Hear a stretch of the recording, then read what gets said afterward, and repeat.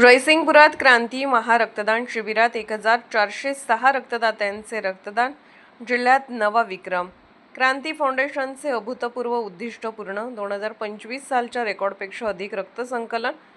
शिरोळ तालुक्यातील जयसिंगपूर शहरातील अल्पावधीत काळात रक्तदान शिबिरात प्रत्येक वर्षी क्रांती घडवलेल्या क्रांती फाउंडेशनने आयोजित केलेल्या सन 2026च्या महारक्तदान शिबिरात शहर व परिसरातील सर्वच रक्तदात्यांनी उत्स्फूर्तपणे सहभाग नोंदवून 1406 जणांनी रक्तदान केले.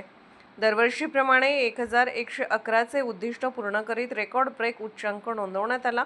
याचप्रमाणे नेत्र तपासणी, रक्तगट तपासणी, दंत तपासणी, महिलांच्या ब्रेस्ट कॅन्सर व त्यावर उपाययोजनेसंदर्भात शिबिरही संपन्न झाले. यावेळी सुमारे 350हून अधिक जणांनी या शिबिराचा लाभ घेतला.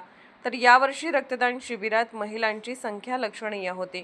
1 मे महाराष्ट्र दिन व कामगार दिनाचे औचित्य साधून इंगळे सभागृह गल्ली नंबर 4 येथे क्रांती फाउंडेशनच्या वतीने रक्तदान महोत्सव 2026चे आयोजन केले होते. या शिबिरास 1111 हे ध्येय ठेवले होते.